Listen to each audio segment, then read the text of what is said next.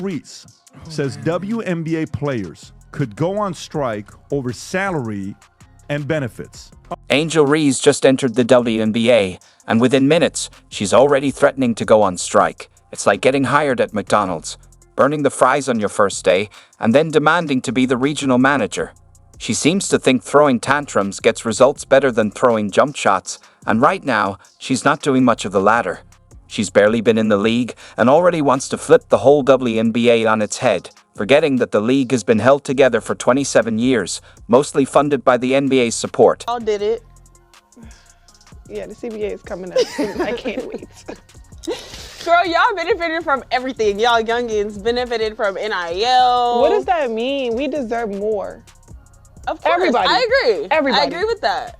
But we gotta get paid the consequences. What? Damn, we gotta get it on the Y'all mud gotta like deal with y'all. something. Y'all gotta do something. But the women coming in, not this year, but next year, or Yeah. because the ones coming in this year will still be on the rookie contract again.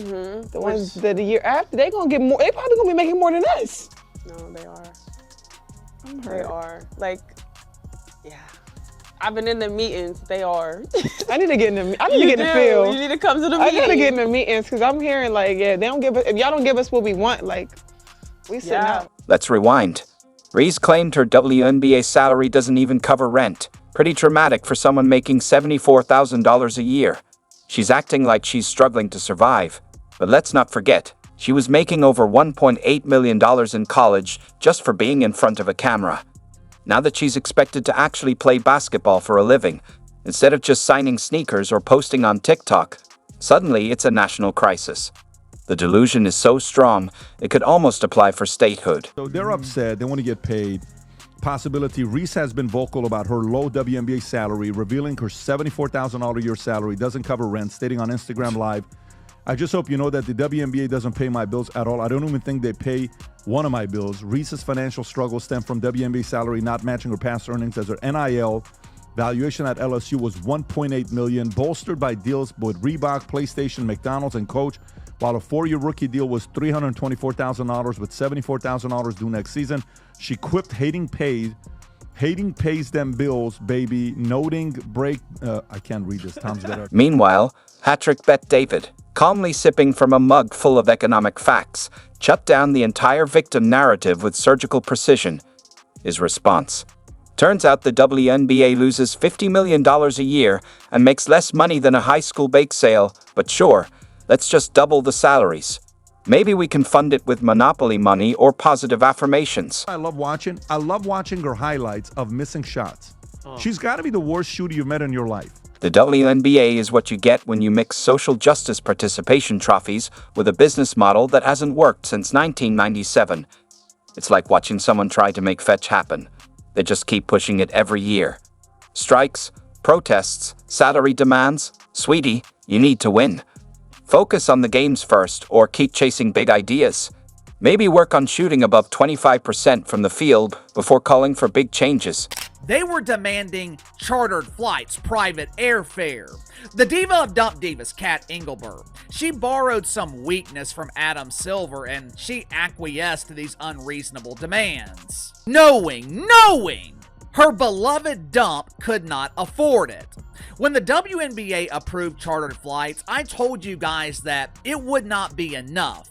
You see, the thing about entitlement, you can never satisfy the perceived need. Once you give in to entitlement, you are setting yourself up for a lifetime of unreasonable demands. Entitled people, they are experts at recognizing weakness, which is why Adam Silver and Kat Engelbert are constantly being taken advantage of. When the WNBA approved chartered flights, I told you guys that their next demand, it was going to be focused on their minimum wage salaries. Us normal people, myself included, Here's a fun stat. The WNBA is basically subsidized by the NBA, like an unemployed sibling living in the basement. The NBA pours in $10 to $12 million a year to keep the women's league afloat. So when Angel Reese threatens to strike, it's kind of like a houseplant threatening to move out. Nothing to worry about. The NBA wouldn't just be fine with a strike. They'd probably pop some champagne, enjoying a brief moment of financial relief, Finally, a summer without losing money. 30 years.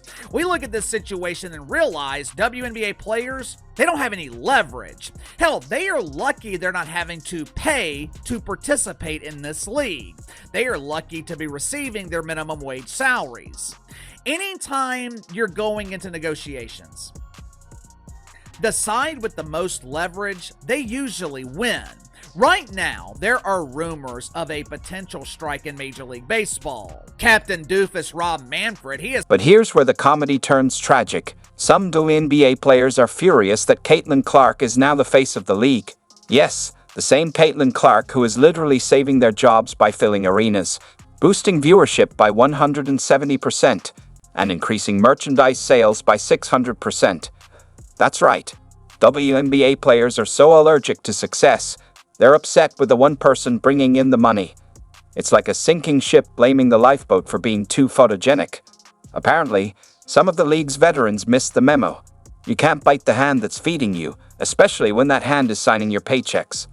Caitlyn Clark isn't just playing basketball, she's reviving an entire league that's been on life support for decades. And what does she get in return? Side eyes, cheap fouls, and a bizarre, almost cult-like resentment from players who should be sending her gift baskets and fruit trays. Years later, they got a team there, number one.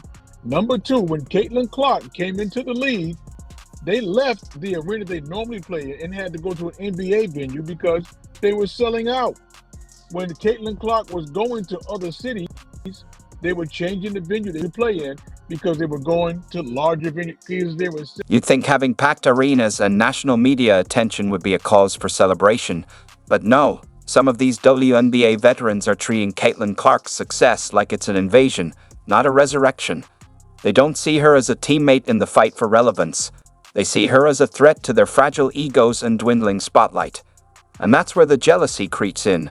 The kind of envy that doesn't come from Caitlyn doing anything wrong, but from her doing everything right. Let's be honest, the WNBA hasn't seen this level of buzz ever. The league has spent decades begging for visibility, pleading for TV time, and trying to convince people they matter. Then comes Caitlyn, fresh out of college, and suddenly, bam, she's the hottest ticket in town.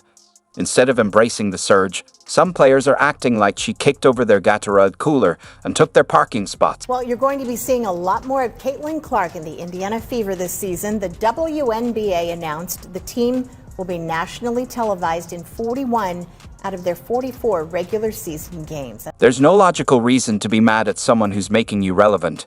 But when ego outweighs common sense, logic goes out the window. Instead of leveraging Caitlyn's popularity, some athletes are busy undermining it, throwing shade in interviews, delivering cheat shots on the court, and pouting like it's high school gym class. It's a masterclass in self-sabotage. So, what's really going on here? It's not about basketball, it's about clout.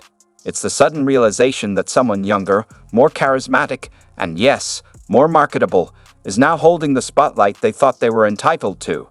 Caitlyn didn't just change the game. She shifted the entire power dynamic, and some people just can't handle that. But here's the kicker. If they played their cards right, they could all win. They could ride the Caitlyn Clark wave into bigger paychecks, better endorsements, and a league that finally gets the respect it's always claimed to deserve. Instead, they're too busy trying to sink the one player who's actually keeping the boat afloat. 4 on CBS, I think 5 or 6 on Amazon Prime. I think they have the most on NBA TV. But nevertheless, that goes to show you who's the face of the league, guys. This year, these networks with this new deal in the CBA, they knew coming into the season they had to showcase the Indiana Fever more than any other team. Now, what would cap it off more? The Indiana Fever. And then there's Lisa Leslie, certified WNBA royalty, Hall of Famer, Olympic gold medalist, and apparently now head of the bake sale committee. She suggested that NBA players could help boost WNBA salaries by skipping a night at the casino. Really? That's the master plan. Not new sponsorship deals, not restructuring revenue shares, not building a larger fan base, but hoping LeBron skips the blackjack table? You know your business model is on life support when your brightest funding idea is essentially a glorified GoFundMe backed by poker chips and pity. It's giving desperation with a side of delusion.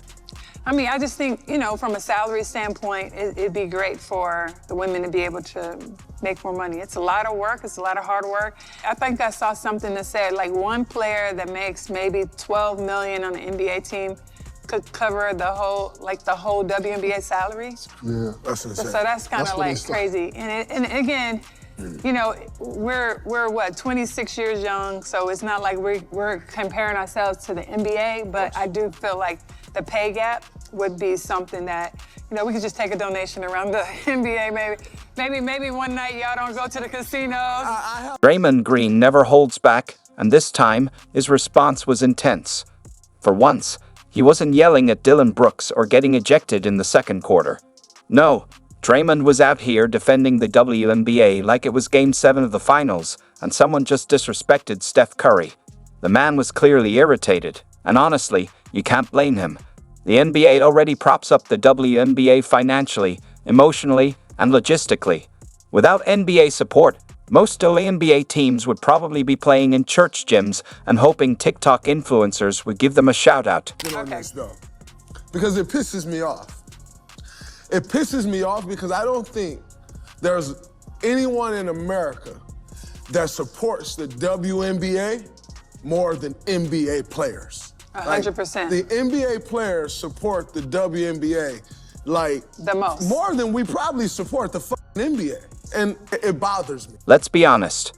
The NBA isn't just supporting the WNBA. They're practically co-signing every move. NBA arenas host their games, NBA media teams amplify their highlights, and NBA players promote them whenever possible. And yet, now they're being asked to skip the casino, like they're irresponsible dads gambling away the family rent money, instead of multimillionaires supporting an entire league out of sheer goodwill. But Lisa Leslie's comments weren't just tone-deaf, they were telling. They revealed a painful truth the WNBA has been avoiding for years. They want equality without answering the brutal question of market demand. If the WNBA were a product that consumers were genuinely clamoring for, if tickets were sold out, jerseys flying off the shelves, and ratings through the roof, they wouldn't need handouts disguised as solidarity. They'd have leverage, not lectures. And let's be clear, this isn't about fairness. It's about feasibility. The NBA is a global brand generating billions. The WNBA, meanwhile, is still figuring out how to fill lower bowl seats without giving away free nachos. That's not shade, it's economics.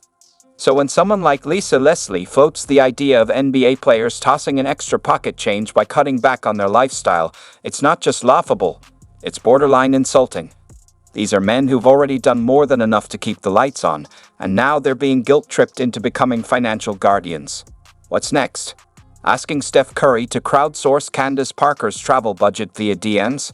Should Kevin Durant post a bake sale so the Liberty can fly commercial? NBA players, I can tell you 100%.